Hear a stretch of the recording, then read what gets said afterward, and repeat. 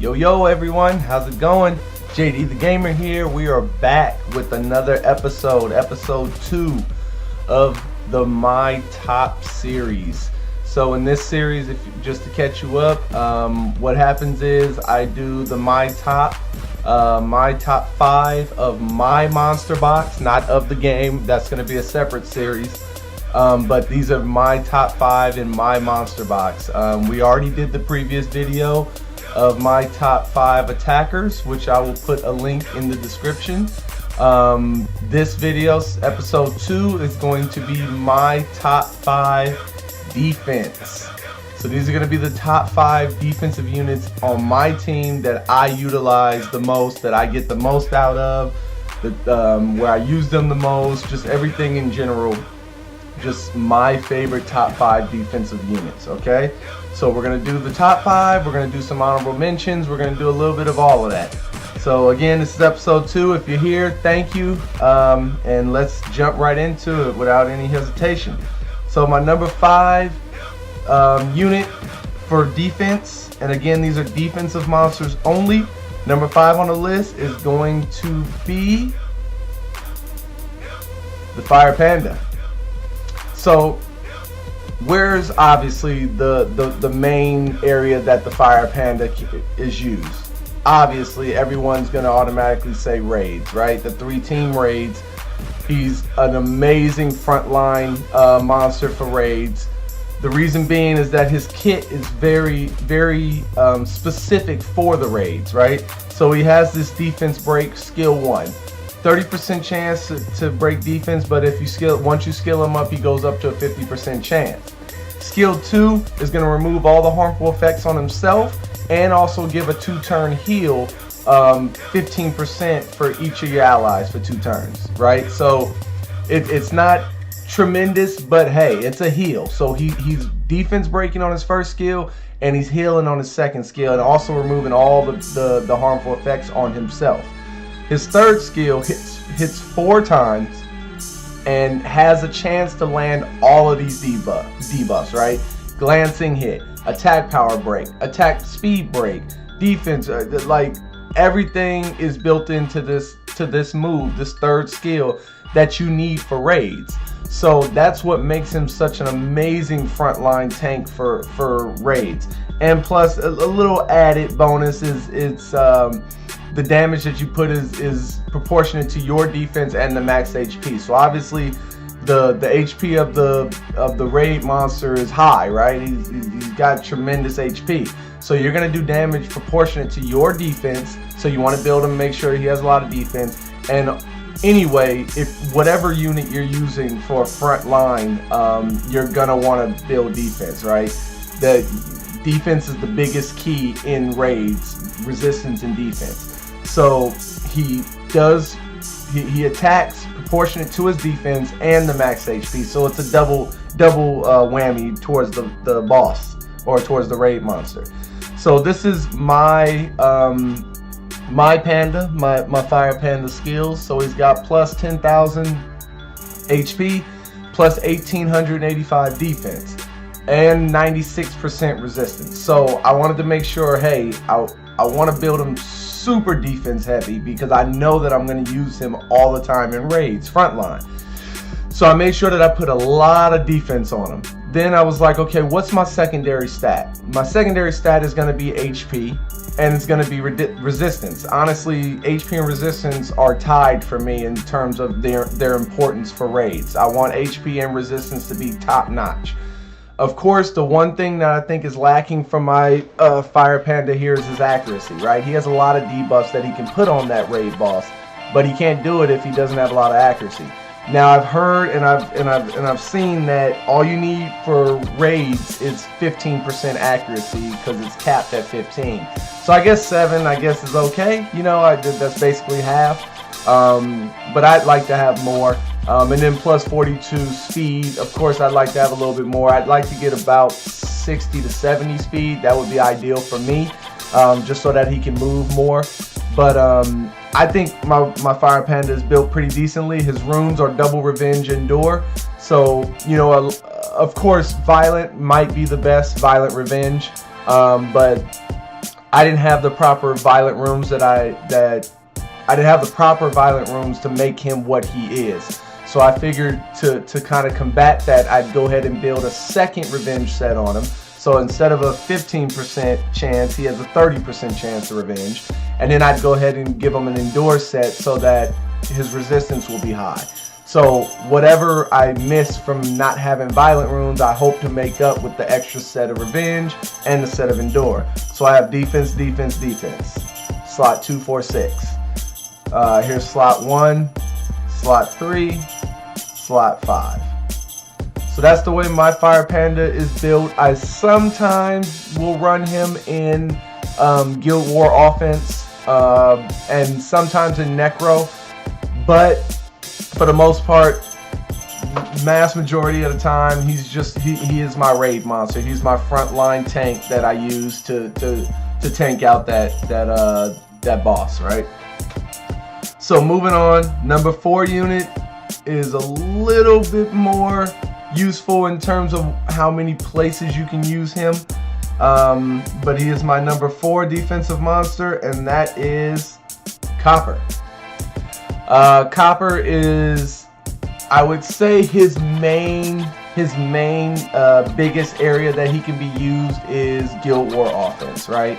So a lot of people will run Copper with either the Wind Panda lead to give that 44, I believe it's 44%, 44%, yeah, leader skill in Guild Wars. So a lot of people will run Copper with him as the lead. A lot of people will run with Olivia, the Wind Lisa, Wind Neostone agent. I've seen him run with Delfoy to give that 40% defense lead in globally, but it's only for Wind units.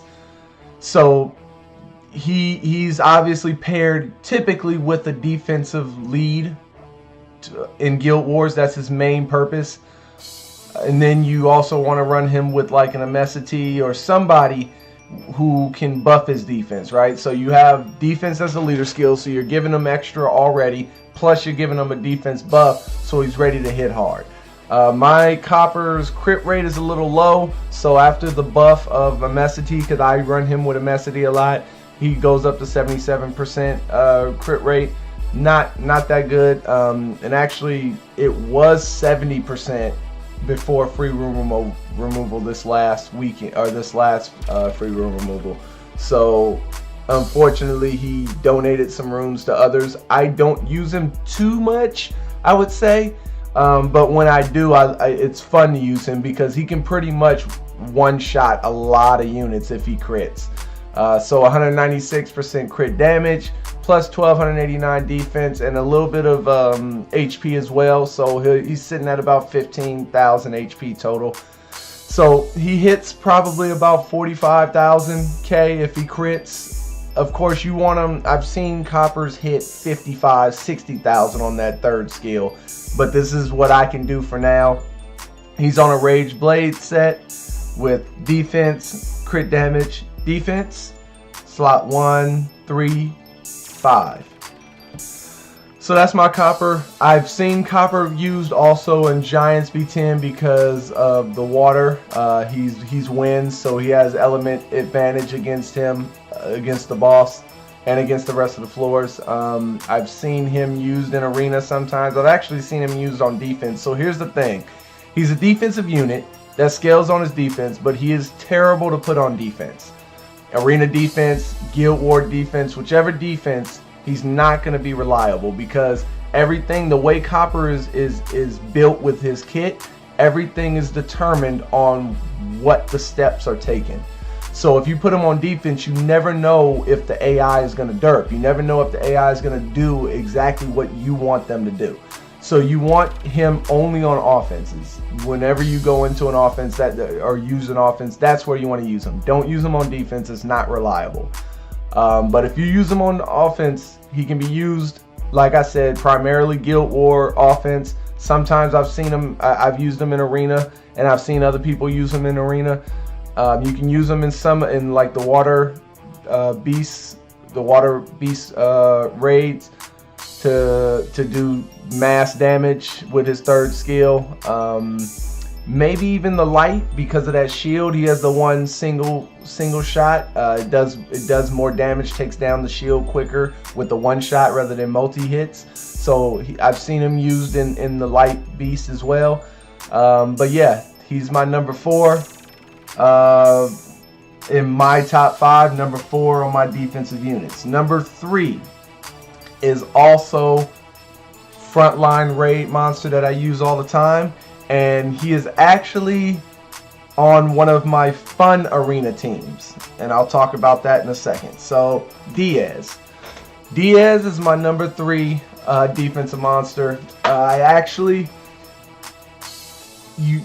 When I first got him, I typically only used him on raids, right? Frontline, amazing monster. His kit, he disturbs HP with the first skill, attack break and defense break second skill. And he kind of has that passive like Darien a little bit, where it reduces the damage that your other allies receive by 15%. This Diaz also decreases the chances of receiving critical hit by 50% to himself. So that helps as well. And plus, in raids, like I said in my last video, raids, your 3 main leader skills that you want amongst the teams is going to be resistance, defense, and crit rate, or speed, depending on what you're trying to do. If you're trying to do a speed run, then maybe speed. But typically I see the main 3 is resistance, defense, and crit rate. So him having this resistance lead also is beneficial, because unlike Darien, who some people will run in the front line, he doesn't have a leader skill. So this guy, you can go ahead and still help the rest of your team by reducing damage to them by 15%, but he also has a leader skill in case no one else has resistance on the other 2 teams that you're running with, the other 2 teammates. So that's what I really like that about him. His build right now is kind of all over the place. I have guard, 1 set of guard, 1 set of focus, 1 set of revenge. The revenge is so that if he gets hit, of course, he can try to revenge and go ahead and try to disturb the HP if he doesn't land it on his initial turn. Focus is so that his accuracy is high enough to where he can land his debuff, so 56% accuracy. And the guard, of course, that's pretty self-explanatory. Guard is because the more defense, the better. So he's on a HP defense build. Oh, sorry. So HP, defense, and then slot 1, slot 3, slot 5. So he also, you can see he also has plus 60 on his speed, right? So I have plus 60 speed, plus 1100 defense, plus 15,000 HP. So I've actually noticed that it's fun to use him in other places than just raids. I've been noticing that I've been using him a lot more in Guild War offense. I think I actually currently might have him on my Guild War defense as well as the leader, because resistance lead is pretty strong, especially if people are bringing in CCs to try to control you. You can go ahead and have that small chance to go ahead and resist everything, and then you mess up their ability to stop you and beat you, right?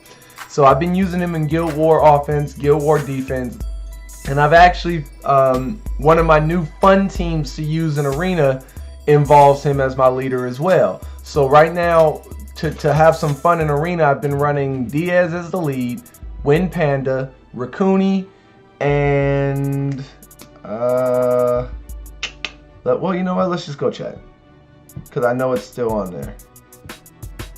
No, it's not. It's on my defense. There we go. So Diaz as the lead, Panda, Raccoony, and Theo. So this team has been pretty fun. I've actually done pretty well against teams that I would never expect to beat with this type of team, but because they're so tanky, right? And because Diaz has the resistance leader skill, Raccoony's helping with the removing of the harmful effects, buffing speed right away, so that helps Theo because his damage on his first skill scales on speed. Everything kind of synergizes with this team. I've been able to beat quite a few teams where I'm like, really, this team beat them? So actually, I've been having some fun with Diaz recently. He's pretty useful. Obviously, his main thing is going to be raids. But he's pretty useful in other areas if you have him on a good enough build. So it's been pretty fun. So Diaz is my number 3, and actually I had it written down to where Copper was my number 3, Diaz was number 4. But right before I started to film this video, I was like, you know what? I use Copper less than I use Diaz, and Diaz has been surprising me lately with how much he's actually useful, just not in raids. So I bumped him up. Diaz, number 3 best, my favorite, my top 5 defensive units. Number 2. Number 2 favorite defensive unit on my team, Triton. So I just recently started dabbling in the Triton game. I started noticing, watching other RTA videos and everything like that, that he's quite useful. I don't think I have the runes to make him what he should be yet, because ideally, because he strips on his 3rd skill, ideally I would like to have Despair on him, so that he has the opportunity to strip and stun, which is going to mess up everything for the opponent, right? But right now I have him on a Swift build because I know that I wanted him to be really fast. So right now he's plus 129 on his speed, but that's on a Swift build. So right now he's on a Swift wheel. So I put him on wheel so that if he's not fast enough to take that first move, they still can't, unless they have a stripper on their defense, they still can't mess with him, which allows him to go ahead and still be able to get his strip off. So I have speed, attack, HP. Only reason I have attack is to fulfill the set. I didn't have a rune at the time. It looks like, so maybe if this rune right here rolls a couple times in the speed and gets higher than 12, maybe I'll replace it. But for now, that's what it's at. And then here's his 1, 3, 5. So yeah, he's got 20,000 HP total, about 1,200 defense, 230 speed with 73% accuracy. So he's pretty well ruined at what I have on him currently, which is, like I just showed, Swift Will. He's mainly used for RTA, Arena. He can also be used in Guild War offense and Guild War defense as well. And you can put him on Arena defense as well. That's his basic use, is, you know, being that stripper, being that stunner. So his first skill transfers weakening effects off of him onto the enemy that you're attacking. So let's say someone defense breaks him, he can go ahead and use his first skill, his default skill, which is why I had him before free rune removal on Despair Revenge, but I changed it out because I wanted more speed. But he can, if he gets defense break on him, he can use his first skill, hit the opponent, and it transfers that weakening, that defense break off of him onto the opponent. So that's really an amazing move right there. Second skill will silence the entire team for 1 turn, right? So silence basically means that they can't use any other skills except for passives. They can't use their skills except for their basic skill. So let's say, you know, just for an example, you're fighting the water panda, right? And that 3rd skill hits crazy, 70% of your HP. Well, if that water panda isn't on wheel and he's open for free game, you can do this sweeping waves, silence him, which means that for that next turn that he has, he cannot use that 3rd skill to try to single target nuke you. He has to use that first skill. So this move comes in handy if you're able to land that silence, which is why I have the 73% in accuracy, trying to make sure that he can land his stuff. And then this 3rd skill, of course, removes all the beneficial effects off of all the enemies as an AoE, and it decreases their attack bar by 25% each. So that's why ideally he has 2 AoE skills with his 2nd and 3rd skill. So ideally you would like him on Despair. But like I said, I don't have the speed runes needed to make him super fast and also be on Despair, so I chose to just go ahead and go with Swift, just so that I can make sure he gets his moves off. But this move right here is amazing. As you can see, I have no skill ups in him. I'm trying to decide if he's going to be my next monster to skill up. If he is, then I will pay more. I will start using him much more and try to find those despair runes for him. But for now, that's what he has. And then he has a leader skill, defense, increases defense globally of all ally monsters by 33%. So that's actually a pretty solid leader skill as well. If you compare him to his brothers, to what is it, Poseidon and Okeanos, I think he's probably, in my opinion, the third, number 3 out of those 3 main elements. I believe Okeanos is the best one, and Poseidon is number 2, and then Triton's number 3. But that doesn't take anything away from Triton. He can be very useful if you get the right runes on him. And again, I've said this numerous times, but these aren't the right runes that I want on him. But I wanted to make sure that he was a little tanky, which he's kind of, but not really. He's kind of like right on the borderline. But I wanted to make sure he was fast. So 230 speed, that's not bad. Obviously, it's nowhere near the top. People are building 330 speed units nowadays. But I haven't found those speed runes, those runes that have plus 30 speed on them yet, unfortunately.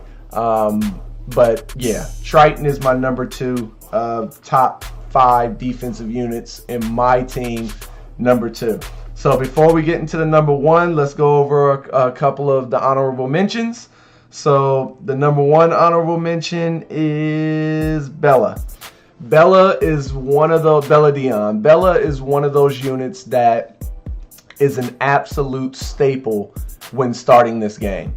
When you begin this game, you know, Bella is Bella, Shannon, which is the Wind Pixie, Bernard, which is the Wind Griffin. Those are the staple units that you need to start to progress. Because Bella's kit is so amazing, right? Defense break first skill, which is, as long as you got a little bit of accuracy on her, is pretty much 100%. It's not like, you know, 50% and then you upgrade the harmful effect percentage by 10 or 20. It just says you're going to defense break.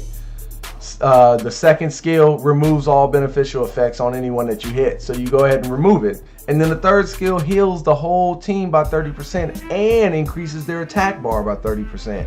So Bella's kit is absolutely amazing. These are the runes that are on my Bella right now. I have Violent Revenge with speed, HP, 1, 3, 5. It's got plus 17,000 HP, almost close to 1,000 defense, with plus 79 speed and almost 50% accuracy. That's my Bella. I love Bella. Again, I can't say it enough. Staple unit. You need Bella, and you need her to be max skilled. And it's easy to get max skilled Bellas because you can get the Inugamis, the water and the fire from the scenario runs. So yeah, whatever Bella is on my honorable mention. And then my last honorable mention is Darien. So Darien is one of those units, we talked about it when I was talking about Diaz. They have similar passives where they both reduce the damage for your whole team by 15%, but that's where Darien's passive ends. Diaz does 15%, but also reduces the critical hit chances by 50% on himself. So Diaz is a little better with his passive, but Darien, defense breaks first skill, attack breaks second skill. Very viable unit. I have plus 18,000 HP on him, plus 650 defense, and plus 72 speed. I have him on a Swift Revenge set. Revenge so that he has a chance, if he gets attacked, to go ahead and defense break.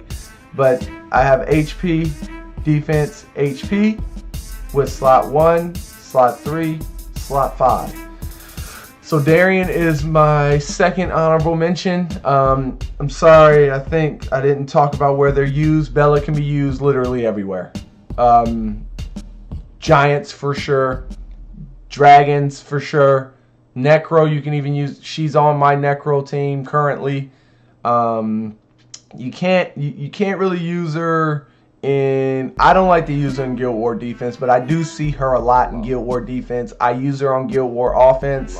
You don't see her in arena defense, but you can use her in arena offense depending on what the rest of your squad is.